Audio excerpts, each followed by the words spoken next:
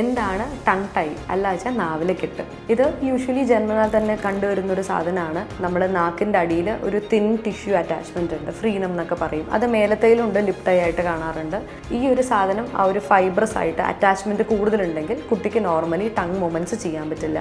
അത് ഇനീഷ്യലി ജനിക്കുന്ന കുട്ടികളിലാണെങ്കിൽ latching problem ഉണ്ടാവും. കുട്ടിക്ക് നേരെ പാല് കുടിക്കാൻ കിട്ടില്ല, പാല് എത്ര കുടിച്ചാലും ചിലപ്പോൾ കുട്ടി വെയിറ്റ് ഗെയിൻ ആവില്ല. ഇങ്ങനത്തെ കേസസ് ആണ് മേജർലി കണ്ടുവരാറുള്ളത്. കുറച്ച് വളർന്നു കഴിഞ്ഞ് വെച്ച് കഴിഞ്ഞാൽ കുട്ടികൾക്ക് ചില ആൽഫബറ്റ്സ് TDLR അങ്ങനെ കുറച്ച് ആൽഫബറ്റ്സ് ഒന്നും പ്രോപ്പർലി പ്രൊണൗൺസ് ചെയ്യാൻ കിട്ടില്ല. അഥവാ പ്രൊണൗൺസിയേഷൻ പ്രോപ്പർ ആയി കഴിഞ്ഞാലും ചില കുട്ടികൾക്ക് പല്ലിൽ കൂടുതൽ കേടുവരാറുണ്ട്. എന്തുകൊണ്ടാണ്? കുട്ടികൾക്ക് പ്രോപ്പർ ക്ലെൻസിങ് ആക്ഷൻ കിട്ടില്ല. നമുക്ക് നാവ് വെച്ചിട്ട് പല്ലിൻ്റെ എല്ലാ സൈഡിലുള്ള കേടുകൾ ഇങ്ങനെ തോണ്ടിയെടുത്ത് ക്ലീൻ ചെയ്യാൻ പറ്റണം. അങ്ങനെ ഒരു ക്ലെൻസിങ് ആക്ഷൻ ഉണ്ടാവില്ല ടങ് മൂവ്മെൻറ്റ്സ് കുറവായ കാരണം. അപ്പം നമ്മൾ ഇനീഷ്യലി ഇത് ഒന്ന് ചെക്കപ്പ് ചെയ്യുന്നത് കുട്ടി നാവ് പുറത്തിടുമ്പോൾ ലോവർ ലിപ്പ് ക്രോസ് ചെയ്യണം നാവ്. അങ്ങനത്തെ ക്രോസ് ആവുന്നുണ്ട് വെച്ച് കഴിഞ്ഞാൽ ടങ് ലെങ്ത് പ്രോപ്പറാണ്, ടങ് മൂവ്മെൻറ്റ്സ് പ്രോപ്പർലി കിട്ടുന്നുണ്ട് എന്നാണ് പറയുക. പക്ഷെ എന്നാലും നമ്മളിത് ടങ് ടൈ വേണോ, ടങ് ടൈൻ്റെ റിലീസ് വേണോ വേണ്ടയോ എന്നുള്ളത് ഡിസൈഡ് ചെയ്യുന്നത് കുട്ടിയുടെ ഫംഗ്ഷൻ വെച്ചിട്ടാണ്. കുട്ടിക്ക് ഇതൊക്കെ കാരണം പ്രോബ്ലംസ് ഉണ്ട് എന്ന് വെച്ച് കഴിഞ്ഞാൽ എന്തായാലും ടങ് ടൈ റിലീസ് ചെയ്യണം. ഇല്ല, പ്രോബ്ലം ഇല്ല വെച്ച് കഴിഞ്ഞാൽ നമുക്ക് കുറച്ച് വെയിറ്റ് ആൻഡ് വാച്ച് ചെയ്യാവുന്നതാണ്. പക്ഷേ കുട്ടിക്ക് സ്പീച്ച് ഡിഫിക്കൽട്ടി ഉണ്ട്, ലാച്ചിങ് ഡിഫിക്കൽട്ടി ഉണ്ട്, പല്ലിൽ കേട് വരുന്നുണ്ട്, പ്രശ്നം വരുന്നുണ്ട് വെച്ച് കഴിഞ്ഞാൽ നമ്മൾ എത്ര നേരത്തെ കണ്ടുപിടിക്കുന്നു അത്രയും നേരത്തെ ഇതിന് ട്രീറ്റ്മെൻറ്റ് ചെയ്യുന്നതാവും നല്ലത്.